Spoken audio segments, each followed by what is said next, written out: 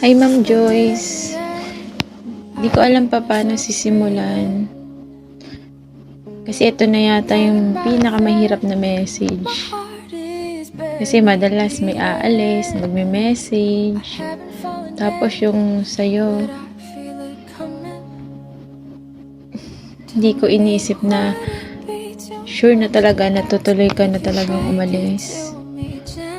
Kala ko kaya ka pa talagang pigilan ni Ma'am.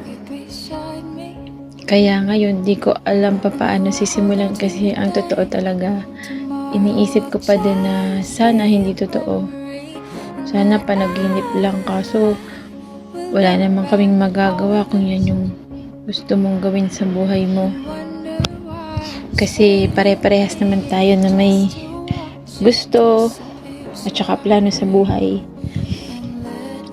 Mahirap tanggapin kasi eto, totoo na talaga. Aalis ka na, iiwanan mo na kami, pero kailangan naming harapin at tanggapin. Salamat sa lahat, Ma'am, nang na-share mo sa akin, sa amin, ng mga learnings at iba pa. May mga araw man tayo na stress sa trabaho, nahihirapan, pero tinutulungan mo pa rin kami papaano tumayo, harapin yung problema. At saka sa huli, parang di ka papayag na ngumiti kami o tumawa pa rin kami para mapawi yung lahat ng pagod. Salamat sa lahat ng bagay na binigay mo sa amin. Mga bagay na pinaglaban mo kami. Thank you, Ma'am. Alam kong magagawa mo lahat yung mga plans mo. Yung lahat ng nasa listahan mo. Good luck. Ang pinaka-wish ko lang naman dun sa lahat ng mga plans mo. Kung sakali man na merong hindi dun magawa, pero sana yung magka-baby ka na, sana matupad yun. Sana next year may baby ka na. Yun. Thank you, Ma'am. Bye-bye. Ma'am, pagtiyagaan mo na lang tong audio message ko, ha? Ayoko kasi magsalita in person kasi alam mo na, mauuna ang luha bago ko pa masabi ang sasabihin ko. Ayoko kasi ng ganito. Absent nga sana ako kaso naisip ko, sayang naman yung ambag ko, may alamang at sisig pa naman. Joke! Una sa lahat, ma'am, congratulations. Kalain mo yun, nakalaya ka na. Oh, nakalaya ka na sa amin. Masyado mong ginalingan sa trabaho Kaya sige, kay Kuya Vince naman, iso-surrender ka na po namin. Ma'am, thank you po. Thank you sa lahat ng tinurong mo sa akin. Sa paggabay mo palagi, sa posisyon na meron ako ngayon, sa pakikisama sa aming lahat. I will truly miss working with you. Thank you for being such a good leader. You will be missed around the office. Good luck and God bless po. We love you. First, I just want to say thank you so much, Ma'am Joyce. I knew that this little Rai is so makulit, madaldal, and needs an improvement. But still, you have this patience on me. You see my potential that I just need to let it out and show what I got, and I'm thankful on how you guided me along the way. I'll be honest po, I hate saying goodbyes. Especially for someone na so important and special to me. And it's so heartbreaking to see that I need to say goodbye to you this early po na almost wala pa po akong 1 year na nag-start yung guidance mo sa akin. Yet, I still need to stand on my own together with the help, of course, with my co-workers as well. Thank you so much, Ma'am Joyce. You're like my ate and a mother to us. You inspired me to be better and improve every day. Yun lang yung lagi mong pinapaalala na I need to improve day by day just to unleash my full potential. Minsan nga, may days tayo like, Brian, you need to email this one. Brian, consolidate this one, that one. Brian, wala pang nasesend sa akin, wala pang natatapos. Na-review mo na ba to? Bakit wala pang press month? And so on and so on.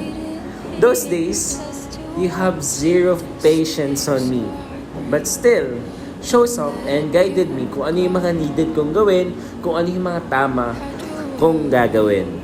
I will miss you so much, Ma'am. I will miss you. I will never forget you as someone who helped this fresh grad Rai to conquer this whole journey of mine here at CDO Food Spear. See you soon, Ma'am. See you around. Hi Ma'am Joyce, may miss ka po namin. Ma'am, thank you po sa pagiging napakabait, matalino at mahinahong mentor sa amin. Sobrang nakaka-inspire yung drive at pagiging competitive mo po sa trabaho. Salamat din po dahil hindi mo kami pinabayaan at palagi po kayong handang mag-guide sa amin. Salamat po sa positive vibes at pag-remind sa amin na kaya namin. We wish you all the best po. Deserve mo po lahat ng tagumpay. Mahal ka po namin.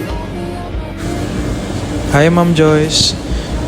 First of all, I just wanted to say thank you po for believing in me.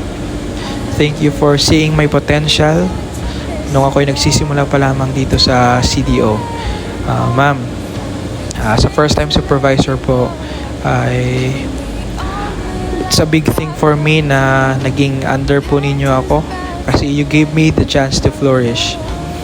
During my 7 months here dito sa GP Midline, you've taught me on how to be strong and to lead with compassion. Kahit gaano man ka-hectic schedule natin, yung production schedule, hindi mo kami pinabayaan, hindi namin naranasang kami pinabayaan.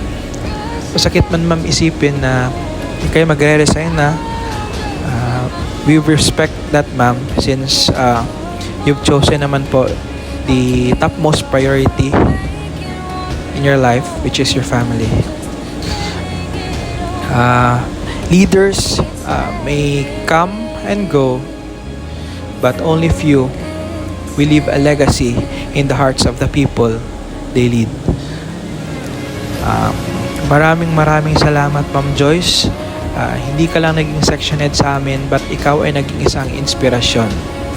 Know Ma'am Joyce that we are very proud and we are very grateful have been led by you. Thank you. Come stop the crying, it'll be alright. Just take my hand, hold it tight. I will protect you from all around you. I will be here, don't you cry. For one so small, you seem so strong. My arms will hold you, keep you safe and warm. This bond between us can't be broken. I will be here, don't you cry. 'Cause you'll be in my heart. Yes, you'll be in my heart. From this day on, now and forevermore.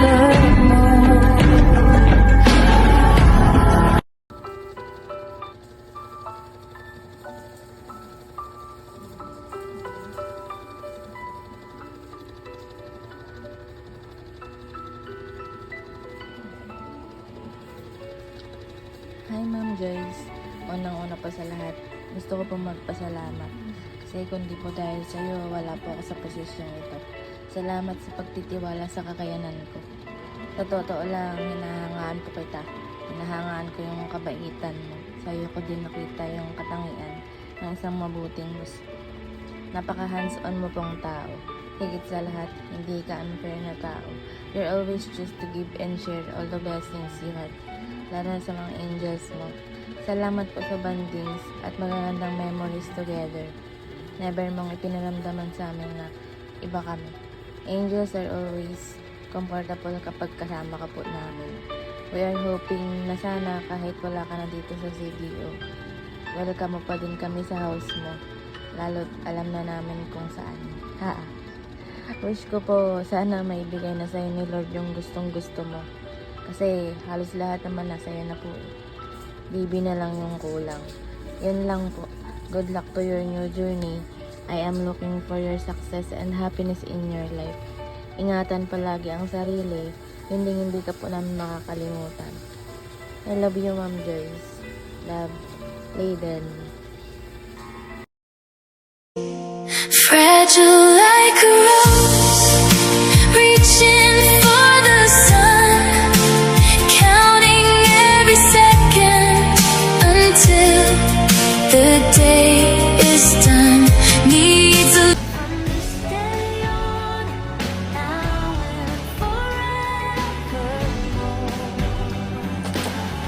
Ma'am Joyce, thank you. You always made us feel comfortable and welcome. Thank you po sa genuine care at malasakit mo sa amin. Lalo na nung bigo kami sa lahat. Sabi nga, talo na bigo pa. Hehe. Hindi namin makakalimutan yung mga positive vibes para hindi sumama ang mga loob namin. Mamimiss po namin ang tawanan, kulitan, syempre yung food trip. Thank you po sa support, kindness, and sa happy memories na nabuo natin. Wishing you all the best sa new journey and praying for your happiness, success, and good health. At sana matupad yung wish nyo na magka-baby. Thank you for everything, Ma'am Joyce. We will truly miss you. Thank you.